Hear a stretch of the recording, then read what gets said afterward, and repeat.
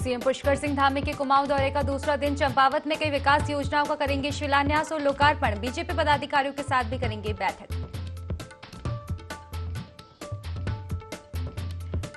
यमुना घाटी में आज बाजार रहेंगे बंद। विशेष समुदाय के लड़कों पर लगा है लड़की भगाने का आरोप। सुरक्षा को लेकर पुलिस ने निकाला फ्लैग मार्च।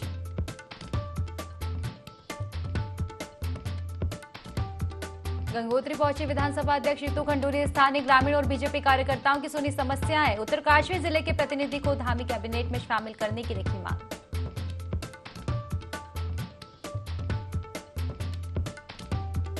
कर्णप्रयाग के ज्वाइटा कोटी मोटर मार्ग पर दर्दनाक सड़क हादसा। बोलेरो वाहन हुई दुर्घटनाग्रस्त। स्थानीय और एसडीआरएफ ने सड़क हादसे में घायल लोगों को रेस्क्यू कर भेजा अस्पताल।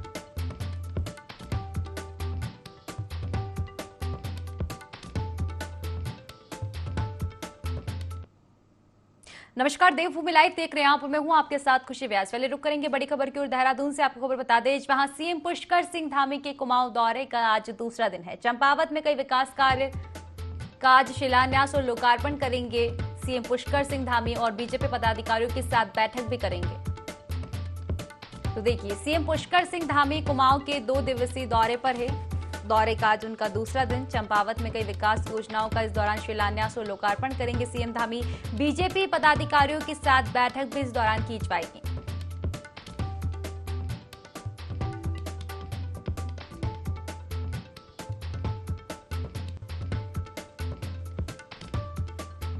तो देखिए, सीएम पुष्कर सिंह धामी का कुमाऊं दौरा है। दौरे का दूसरा दिन आज, और इसके चलते आज कुमाऊं में कई विकास योजनाओं का शिलान्यास और लोकार्पण करने वाले हैं सीएम धामी। बीजेपी पदाधिकारियों के साथ भी बैठक करेंगे। चलिए विस्तार से जानकारी लेंगे। हमारे संवाददाता विनय हमारे साथ फोन लाइन पर जुड़ चुके हैं। विनय, सीएम पुष्कर सिंह धामी का कुमाऊं दौरा है, दूसरा दिन आज है, क्या कुछ अहम कार्यक्रम उनके रहेंगे?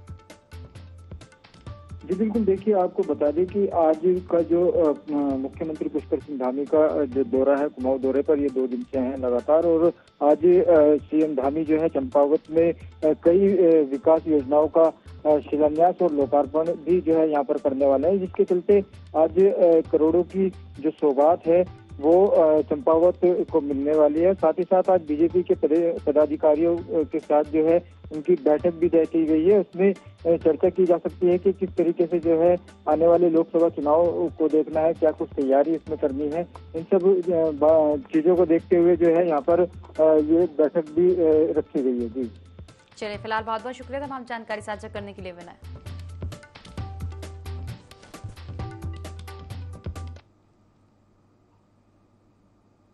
तो चलिए खबरों में आगे बढ़ेंगे, जहां उत्तरकाशी पुलिस और एसडीआरएफ एक बार फिर देवदूत के रूप में सामने आई। दरअसल गंगोत्री से तपोवन की ओर जाते समय 7 सदस्यीय ट्रैक्टर दल फंस गया था, जिसकी सूचना मिलने पर एसडीआरएफ की टीम ने खराब मौसम और विपरीत परिस्थितियों में 24 किलोमीटर पैदल चलकर उस ट्रैक्टर ग्रुप को ढूंढ निकाला और सुरक्षित रेस्क्यू कर उन्हें सकुशल गंगोत्री पहुंचाया गया।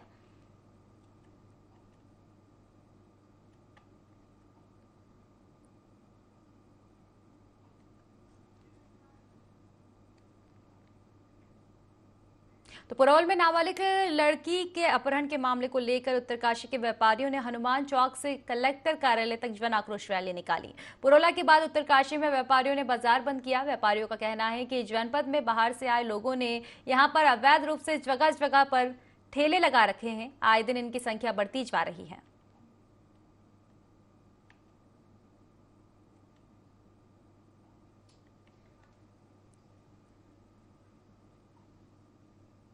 अगली खबर का रुख करेंगे, जहां मोदी सरकार के 9 वर्ष पूरे होने के बाद देहरादून के बन्नू स्कूल में डिजिटल प्रदर्शनी लगाई गई, जिसमें उत्तराखंड में किस तरह से विकास कार्य हुए हैं उसे दर्शाया गया, जिसका जायजा ND24 के संवाददाता विनय सूद ने लिया। मोदी सरकार के 9 वर्ष पूरे होने के बाद उत्तराखंड की राजधानी देहरादून के बन्नू स्कूल में यहाँ पर एक प्रदर्शनी का आयोजन किया गया है, जिसमें कि उत्तराखंड में किस तरीके से जो है विकास कार्य हुए हैं उसको लेकर भी यहाँ पर जो है दर्शाया गया है। साथ ही साथ आप यहाँ पर देख सकते हैं कि जो प्रदर्शनी है वो किस किस तरीके से जो है यहाँ पर दिखाई दे रही है। प्रदेश के मुख्यमंत्री जो पुष्कर सिंह धामी हैं उनका भी यहाँ पर चित्र आप देख सकते हैं डिजिटल के माध्यम से कितना सुंदर यहाँ पर दिखाई दे रहा है। साथ ही साथ यहाँ पर आप देख सकते हैं कि स्वच्छता की ओर जो है किस तरीके से काम यहाँ पर किया जा रहा है, या फिर यहाँ पर जो वंदे भारत ट्रेन अभी देहरादून से दिल्ली के लिए जो यहाँ पर लगाई गई थी उसको लेकर भी जो है यहाँ पर एक डिजिटल के माध्यम से दिखाया गया है। साथ ही साथ आपको बता दें कि यहाँ पर जो अभी ये प्रदर्शनी है वो लगभग 5 दिन की जो समय सीमा है वो यहाँ पर रखी गई है। इसके अलावा कई विभागों के जो स्टॉल भी यहाँ पर लगाए गए हैं। आपको बता दें कि यहाँ पर लगभग 35 स्टॉल हैं जो कि यहाँ पर लगाए गए हैं विभागों द्वारा, जिससे कि जो यहाँ पर लोग आएंगे उनको यहाँ पर जानकारी मिल सके कि किस तरीके से जो है विकास कार्यों में को लेकर यहाँ पर काम किया गया है। देहरादून से कैमरा पर्सन रिंकू के साथ विनय सूद, IND 24। देहरादून में स्ट्रीट लाइट मेंटेनेंस का काम करने वाली आस्था कंपनी के कर्मचारी काम पर हड़ताल पर है। कंपनी के प्रोजेक्ट मैनेजर चंदन शर्मा का कहना है कि हमारी कंपनी नगर निगम के लिए 5 साल से स्ट्रीट लाइट की देखभाल करने का काम कर रही है, लेकिन EESL और नगर निगम की आपसी खींचतान के चलते कंपनी को 2 साल से लाइट मेंटेनेंस का बकाया नहीं दिया गया है। हमारी कंपनी पिछले 5 साल से नगर निगम और EESL कंपनी के साथ संबंधित होकर स्ट्रीट लाइट मेंटेनेंस का देखभाल और सही करने का काम करती है। फिलहाल जो हम धरने पे बैठे हैं उसका कारण सर ये है कि पहले 1 साल से हमारी कंपनी को कोई पेमेंट नहीं हुआ EESL के द्वारा, तो उसमें हमारा डिमांड ये है कि हमारी कंपनी को पैसे जारी किए जाएं, इससे हम अपने कर्मचारियों को सैलरी। उत्तरकाशी पुलिस ने जनपद में निवासरत बाहरी व्यक्तियों के 100% सत्यापन के लिए कवायद तेज कर दी है। प्रत्येक थाना स्तर पर टीमें गठित कर पुलिस सत्यापन करवाए जा रहे हैं। इस अभियान के अंतर्गत उत्तरकाशी पुलिस ने अब तक 4334 बाहरी व्यक्तियों के सत्यापन किए। एसपी ने आम जनता से अनुरोध किया कि अपने किराएदारों का पुलिस सत्यापन जरूर करवाएं। पुलिस सत्यापन से आपके किराएदार, नौकरों और कर्मचारियों का चाल चलन का आकलन किया जाएगा, जो कि अपराध नियंत्रण के लिए काफी बेहद उपयोगी है। पिछले 2 महीने की ही आंकड़ों की बात करें तो हमने दूर दराज के क्षेत्रों में और नगरीय और ग्रामीण क्षेत्रों में रह रहे किराएदार, रेडी ढेड़ी वाले, फल सब्जी बेचने वाले, मजदूर, इन सभी का सत्यापन किया है और 7 थानों में कुल मिला के 4334 लोगों का सत्यापन जो है हमने पिछले 2 महीनों में किया है। और जो हमारी जो कार्रवाई है वो सत्यापन कार्रवाई मिशन मोड पे जो है एक अभियान के तहत जो अगले 15 दिन और तेज हम लोग चला रहे हैं इस कार्रवाई को। जो अभी 2 महीने की जो कार्रवाई की है उसमें हमने चालानी कार्रवाई करते हुए 81 पुलिस एक्ट में 216 लोगों के खिलाफ चालान किया है और 83 पुलिस एक्ट में 115 लोगों के खिलाफ चालान करके 12 लाख रुपए संयोजन शुल्क वसूला गया है इस पूरे सत्यापन की कार्रवाई में। तो जो मैं सभी लोगों से अनुरोध करना चाहूँगा कि जो भी बाहरी व्यक्ति को आप किराएदार रखते हैं तो उसका सत्यापन जरूर करें। उत्तराखंड में सरकारी जमीनों पर हुए अतिक्रमण को हटाने की कार्यवाही जोरों से चल रही है। आपको बता दें कि दूसरे चरण में अतिक्रमण को हटाने की कार्यवाही के तहत 23 नदियों के किनारे अवैध अतिक्रमण के खिलाफ कार्यवाही शुरू कर दी गई है। सूबे के मुख्यमंत्री पुष्कर सिंह धामी का कहना है कि प्रदेश में पिछले काफी लंबे समय से अवैध अतिक्रमण के चलते अपराध और कानून व्यवस्था बिगड़ रही है। सरकारी भूमि से अवैध अतिक्रमण को पूरी तरह से खत्म करने का निर्णय अब लिया गया है। तमाम तरह जो सालों में लगातार ये वन भूमि है, सरकारी ज़मीनें हैं, जिन पर भी जो कब्जे हुए हैं उन कब्जों को जो विधिक रूप से जो कब्जों की श्रेणी में आता है, जिसके कारण से यहाँ का डेमोग्राफिक चेंज भी हुआ है और भी तमाम तरह की दिक्कतें, अपराध, कानून व्यवस्था की स्थिति लगातार उसको बिगड़ने की स्थिति आती है। उसको देखते हुए हम लोगों ने निर्णय लिया है कि इसको बिल्कुल सही तरीके से, और जो पुराने लोग जो लंबे समय से बसे हुए हैं और वन भूमि पर जो गोठ और खत्तों पर लोग हैं, पुरानी बसावटें हैं, उन सभी के लिए एक कमेटी भी हमने मंत्रिमंडल की बनाई हुई है, सब कमेटी। वो कमेटी भी देख रही है, लेकिन जहाँ पर इस प्रकार की चीज़ें आई हैं पिछले सालों में जो देखने को मिली है उस पर ये अभियान चल। उत्तराखंड में चारधाम यात्रा चल रही है, लेकिन बदलता मौसम यात्रा में चुनौती बन रहा है। बद्रीनाथ धाम में मौसम का मिजाज एक बार फिर बदला। सुबह जहां मौसम शुष्क रहा तो वहीं हल्की बारिश भी हुई। बता दें, अब तक बद्रीनाथ पहुंचने वाले श्रद्धालुओं की कुल संख्या 6.25 लाख हो गई है।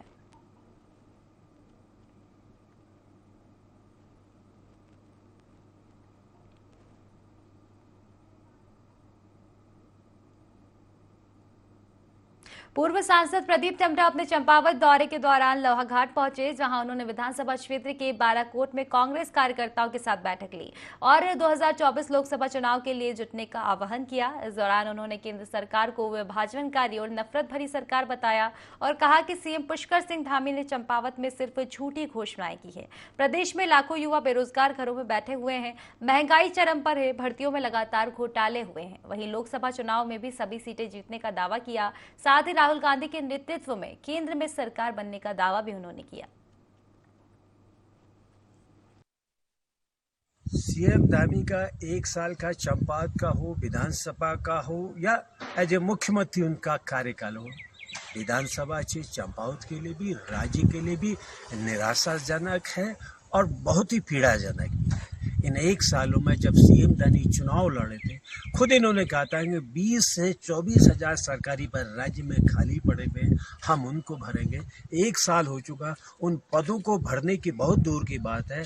आप लोक सेवा आयोग राज्य का हो, अधीनस्थ सहयोग योजना, इतना फर्जीवाड़ा हुआ, इतना अपराध हुआ, लाखों रुपये में पेपरों को बचाएगा और आज तक आप उन असली मुजरिमों को गिरफ्तार नहीं कर। जनपद उत्तरकाशी में स्वच्छ भारत अभियान को लेकर जिन विभागों को जिम्मेदारी दी गई है, वहीं इसकी धज्जियां उड़ा रहे हैं। विकास भवन के शौचालयों में गंदगी का अंबार लगा हुआ है। पिछले कई महीनों से यहां पर पानी की सप्लाई भी बंद है, जिस कारण यहां के कर्मचारियों और यहां के कार्यों से आने वाले लोगों को भारी समस्याओं का सामना करना पड़ रहा है। सीडीओ का कहना है कि सभी विभागों को सफाई करने के निर्देश दे दिए गए हैं। 1-2 दिन में यहाँ के शौचालयों की सफाई सहित पानी की आपूर्ति हो जाएगी। विकास भवन में 4 विंग हैं। इन 4 विंग में अलग अलग कार्यालय स्थित है और इन 4 विंग में जो शौचालय हैं, जो सार्वजनिक शौचालय हैं, कार्मिकों के लिए या बाहर जो लोग आगंतुक हैं उनके लिए, उनकी जिम्मेदारी अलग अलग विभागों को दी गई है विंग वाइज। और इस संबंध में विगत कुछ दिनों से शिकायतें प्राप्त हो रही थी कि इन शौचालयों की सफाई समय से नहीं हो पा रही है, जिसके कारण वहाँ काफ़ी अव्यवस्था हुई है। इसके क्रम में सभी विभागों की बैठक 2 दिन पूर्व मेरे द्वारा की गई थी और उनकी जिम्मेदारी निर्धारित की गई है और उनसे यह भी कहा गया कि यदि संबंध में उनको कुछ और राशि या किसी मरम्मत या किसी अन्य मद में कोई धन की आवश्यकता है तो वो भी इनको अलॉट कर दिया जाएगा, परंतु वो अपने अपने शौचालयों की सफाई निर्धारित रोस्टर रखते हुए कराना सुनिश्चित करें, साथ ही पानी इत्यादि की व्यवस्था भी सुनिश्चित करें। देखिए, इसमें हम लोग जो हमारी सफाई कर्मी हैं, जो हमारे कक्ष वगैरह की सफाई करती हैं, यहाँ पे वो शौचालय भी आके हफ्ते में 3 से 4 दिन सफाई करती हैं, लेकिन कुछ दिनों से पिछले पानी नहीं आ रहा है। जो मोटर है यहाँ पे पीछे लगी वो ख़राब चल रही है, जिस कारण से सफाई अच्छे से नहीं हो पा रही है। हमने उनसे आज भी बातचीत की है और इसके लिए हम एक वैकल्पिक व्यवस्था की तैयारी कर रहे हैं, ताकि अगर पानी नहीं भी आए तो बाहर किसी स्रोत से हम पानी अंदर ला के उसे एक एकत्रित किसी ड्रम में रखकर उसे सफाई हम करा सकें। गांव से लोग प्रतिनिधि आते हैं, जनता आती है। यहाँ स्वयं जो है समस्या इस बात की है कि यहाँ पानी की न होने के कारण कई बार हम हिंदुस्तान में चले गए हैं और अब पानी जो है आज से शुरू हो गया है और हम आपको पूर्ण विश्वास देते हैं कि हम कल से पूरे बाथरूम की सफाइयाँ हो जाएगी।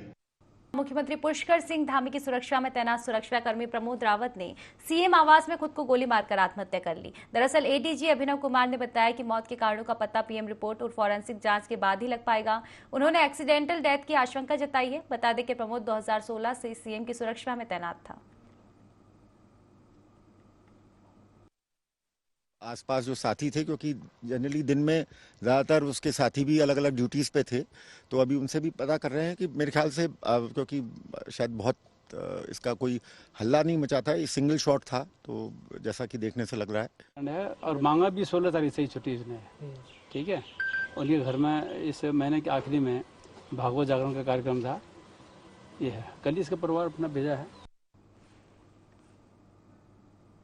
तो 47 दिनों के सन्नाटे के बाद अब नीति घाटी का संपर्क मुख्य धारा से जुड़ेगा। नीति बॉर्डर और मलारी को जोड़ने वाला स्मारक महत्ता का वैली ब्रिज बीआरओ द्वारा तैयार किया गया है। बता दें कि बीआरओ के उच्च अधिकारी लेफ्टिनेंट भूषण के मार्गदर्शन में तैयार हुआ।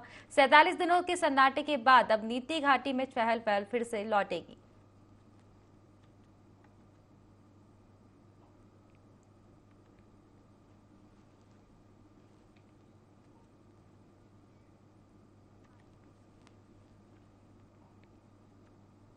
तो खबर देहरादून से है, वहां गढ़ी कैंट के डाकरा बाजार में युवक ने कई दुकानों में घुसकर सामान उठाया और कई लोगों के साथ मारपीट की। दुकान पर बैठे दुकानदारों पर वार कर दिया। इस दौरान कैबिनेट मंत्री गणेश जोशी वहां से गुजर रहे थे। सिरफिरे ने उन्हें भी पकड़ने का प्रयास किया। भीड़ ने मंत्री के सामने ही उसकी खूब धुनाई कर दी। सिरफिरे की पिटाई का वीडियो अब सोशल मीडिया पर भी खूब वायरल हो रहा है। वहीं कैंट कोतवाली के इंस्पेक्टर संपूर्णानंद गौरेला ने बताया कि युवक को हिरासत में लेकर पूछताछ की जा रही है।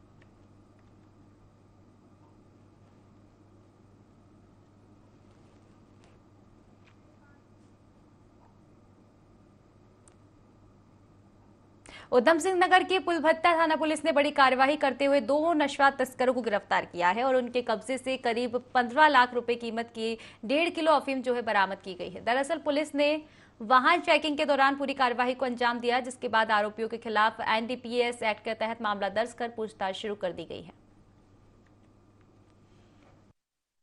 थाना पुलभट्टा क्षेत्र में हमने 2 जो अभियुक्त हैं इनको 1 किलो 505 ग्राम मतलब लगभग 1.5 किलो अफीम के साथ हमने गिरफ्तार किया है। अंतर्राष्ट्रीय मार्केट में इसकी कीमत जो है 15 लाख रुपए के करीब है। अफीम जो है बहुत ही खतरनाक होता है। इससे आगे भी मतलब हेरोइन और स्मैक जैसे इसमें प्रोसेस करने में ये बहुत ही कारगर होता है। इसलिए ये एक बहुत बड़ी उपलब्धि है कि काफ़ी सारे युवक नशे की चपेट में आने से इससे बच सकते हैं। उधम सिंह नगर की पुलभट्टा थाना पुलिस को बड़ी कामयाबी हाथ लगी है। पुलिस ने 2 नशा तस्करों को लगभग 15 लाख रुपए कीमत की अवैध अफीम के साथ दबोच लिया। पुलभट्टा थाना पुलिस को इस कामयाबी के लिए पुलिस टीम द्वारा लगातार बधाई दी है और पुलिस एसपी सिटी और एसपी क्राइम ने पुलिस टीम का उत्साहवर्धन किया। पुलभट्टा थाना कोतवाली परिसर में मामले का खुलासा करते हुए एसपी क्राइम और एसपी सिटी ने बताया कि पुलभट्टा थाना अध्यक्ष कमलेश भट्ट के नेतृत्व में पुलिस टीम ने लगभग 1.5 किलो अफीम के साथ 2 नशा तस्करों को दबोच लिया और बरामद अफीम की कीमत अंतर्राष्ट्रीय बाजार में लगभग 15 लाख रुपए बताई जा रही है। फिलहाल थाना पुलिस ने दोनों आरोपियों के खिलाफ मुकदमा दर्ज कर दोनों आरोपियों को न्यायालय में पेश करने की कार्रवाई शुरू कर दी है। अपने सहयोगी यशवंत के साथ राजू सहगल, IND 24 न्यूज। हरिद्वार से खबर बता दें, वहां आबकारी विभाग ने बड़ी कार्रवाई को अंजाम दिया, जिसमें 1750 लीटर लाहन नष्ट किया गया है। बता दें कि 20 लीटर कच्ची शराब मौके पर बरामद भी की गई। साथ ही शराब की दुकानों पर ओवर रेटिंग पर भी बड़ी कार्रवाई की जा रही है। नाले पे दिनारपुर में भारी मात्रा में अवैध कच्ची शराब की भट्टियों को नष्ट किया गया और भारी मात्रा में लहन को तोड़ा गया है। जिलाधिकारी महोदय द्वारा दिए गए निर्देश के क्रम में अवैध भट्टियों के अड्डों को नष्ट किया जा रहा है तथा शहरों में जहाँ जहाँ अवैध तरीके से शराब बिक रही है वहाँ पर जो है कठोर कार्रवाई की जा रही है। इसी तरीके से मदिरा दुकानों पर भी रेड लिस्ट और ओवर ईटिंग को कल रुड़की में चेक किया गया है। कई मदिरा दुकानों पर उल्लंघन दर्ज किए गए हैं। इसी प्रकार सुनिश्चित किया जा रहा है कि जनपद में अवैध मदिरा के स्रोतों को संपूर्ण रूप से नष्ट किया जाए और मदिरा दुकानों पर उपभोक्ताओं को MRP दर पर शराब उपलब्ध हो। उत्तराखंड डिप्लोमा इंजीनियर हड़ताल की राह पर है। उत्तराखंड डिप्लोमा इंजीनियर महासंघ के बैनर तले इंजीनियरों ने सचिवालय की ओर कूच किया, लेकिन पुलिस ने प्रदर्शनकारियों को सचिवालय से पहले ही बैरिकेडिंग कर रोक लगा दी। इससे नाराज डिप्लोमा इंजीनियर सड़क पर ही धरने पर बैठ गए और सरकार के खिलाफ जोरदार नारेबाजी करने लगे। इंजीनियर वेतन भत्तों में बढ़ोतरी और प्रमोशन की मांग कर रहे हैं।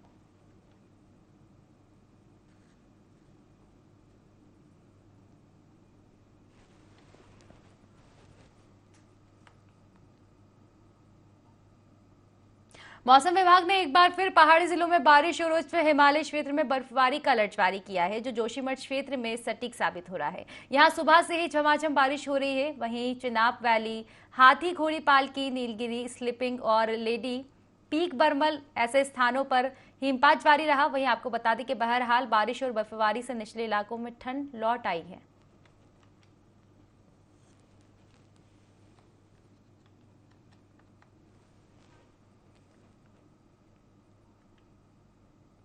तो पिथौरागढ़ में बड़े स्तर पर सत्यापन अभियान चलाया जा रहा है, जिसके तहत जो है बाहर से आए लोगों का वेरिफिकेशन किया जा रहा है। जांच में मुजफ्फरनगर के एक युवक का फर्जी बर्थ सर्टिफिकेट पाया गया, जिसे पुलिस ने गिरफ्तार कर लिया। आरोपी युवक शास्त्री मार्केट में कपड़े की दुकान संचालित करता है, जिसने फर्जी प्रमाण पत्र की मदद से कई सरकारी योजनाओं का लाभ लिया। साथ ही इस मामले में पुलिस ने फर्जी प्रमाण पत्र बनाने वाले 2 अन्य लोगों को भी गिरफ्तार किया है।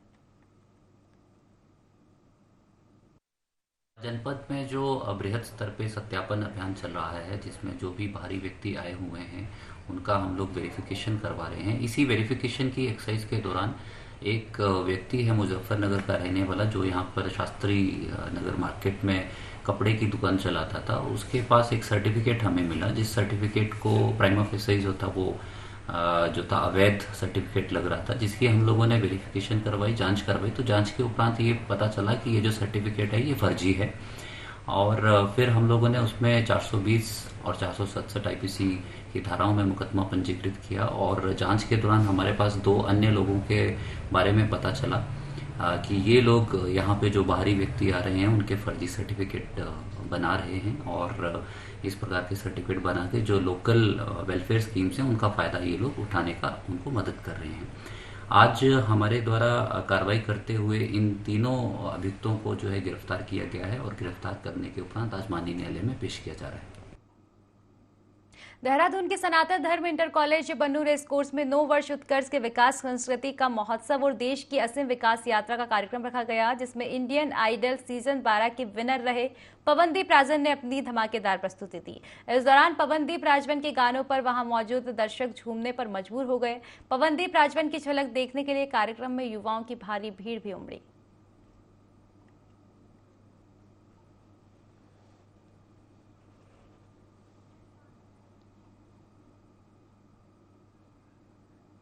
किचवा के पुलबट्टा परिस्थितियों में हुई नाबालिग लड़की की मौत के मामले में पुलिस ने खुलासा कर दिया है। लड़की को उसके पिता और भाई ने गला काटकर मौत की घाट उतारा। दरअसल आपको बता दें कि लड़की मोबाइल पर पड़ोस के एक युवक से बात करती थी। इससे नाराज होकर भाई और पिता ने लड़की की हत्या करने के बाद शव को कब्रिस्तान में दफना दिया। पुलिस ने शक के आधार पर मृतका के पिता जाकिर अली को हिरासत में लिया और पूछताछ की तो पूरे मामले का खुलासा हो पाया। आरोपी पिता को फिलहाल गिरफ्तार कर लिया है, वहीं भाई की तलाश जारी है। क्षेत्र में एक शिकायत हमें प्राप्त हुई थी, एक सूचना दी गई थी, बालिका की डेथ हुई है और इसका जो है दफन किया गया, लेकिन इसकी कोई सूचना पुलिस को भी नहीं दी गई और निकट के परिजनों को भी नहीं दी थी। तो इसमें आशंका व्यक्त की गई थी और इसी क्रम में फिर हमने 176(3) धारा CRPC के अंतर्गत मैजिस्ट्रेट के सामने जो है एक्सह्यूमेशन की कार्रवाई करी थी। दफनाई गई बॉडी को हमने फिर से लिया था कब्जे में और इसका पोस्टमार्टम के लिए हमने कार्रवाई करी। पोस्टमार्टम के बाद ये जो तथ्य सामने आया कि ये जो है एक हत्या का मामला है और इसमें तहरीर प्राप्त होते ही हमने मुकदमा लिखा है। इसमें जाकिर अली जो है जो पिता हैं उसको हमने गिरफ्तार किया है और दूसरा जो अभियुक्त है यूनुस अली जो इसका भाई है मृतका का, उसको उसकी तलाश जारी है और उसको भी जल्दी गिरफ्तार किया जाएगा। ऑनर किलिंग मामले का खुलासा किया है। विगत पुलिस सूत्रों से मिली जानकारी के अनुसार विगत 22 मई को ऑनर किलिंग के चलते पिता और पुत्र ने नाबालिग पुत्री की गला घोंटकर हत्या कर दी और उसके शव को दफना दिया। शिकायत मिलने के बाद पुलिस ने 27 मई को कब्र से नाबालिग पुत्री के शव को बाहर निकाला और उसके बाद में पोस्टमार्टम के लिए उसके शव को भेज दिया था। जांच के दौरान इस बात की पुष्टि हुई कि आरोपी जाकिर अली और मृतका के भाई यूनुस द्वारा नाबालिग की गला घोंटकर हत्या की गई थी। फिलहाल पुलिस ने आरोपी पिता जाकिर अली को हिरासत में ले लिया है और यूनुस की तलाश जारी है। अपने सहयोगी यशवंत के साथ Raju Sehgal, IND 24 news. Champawat police operation crackdown चला रही है, जिसके तहत पुलिस और SOG ने नेपाली चरस तस्कर को गिरफ्तार किया है। आरोपी 5 किलो चरस लेकर जा रहा था। बरामद चरस की कीमत लाखों रुपए बताई जा रही है। बता दें कि ऑपरेशन के तहत पुलिस अभी तक करीब 10 किलो चरस पकड़ चुकी है।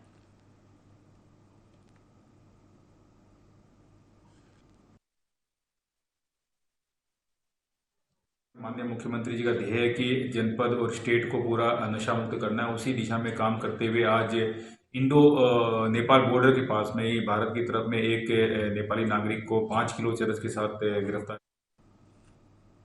तो फिलहाल की खास खबरों में बस इतना ही। आप बने रहिए ND24 के साथ। नमस्कार।